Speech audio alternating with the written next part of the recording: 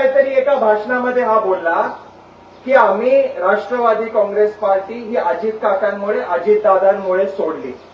किती खोटं बोललं.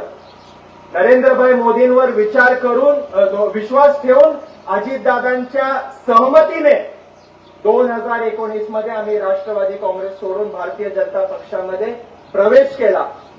आणि मी हे अतिशय जबाबदारीने सांगतो, त्यांनी आम्हाला आधी पाठवलं आणि परत भाजप बरोबर ते आले. म्हणून तुम्ही आमची चिंता करू नका. आमच्या रक्तामध्ये राष्ट्रवादी, आमच्या हृदयामध्ये भारतीय जनता पार्टी आणि आमच्या हातामध्ये धनुष्यबाण आहे. आम्ही महायुतीचं पूर्ण काम, पूर्ण ताकद आणि वर्चस्व आपल्या या लोकसभा मतदारसंघामध्ये केल्याशिवाय राहणार नाही.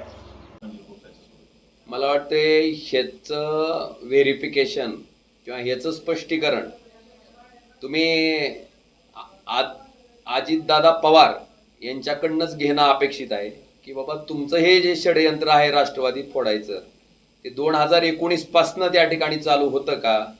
कारण त्यांच्या मल्हार पाटलाच्या बोलण्यात तसं येत आहे की त्यांनाच अजित पवारांनी त्यावेळेस भारतीय जनता पार्टीत पाठवलं. अशा पद्धतीची जर बातमी असेल तर मला वाटते मग हे षडयंत्र 2019 पासून चालू होतं का? याचं स्पष्टीकरण सन्माननीय अजितदादा पवारांनी करावं.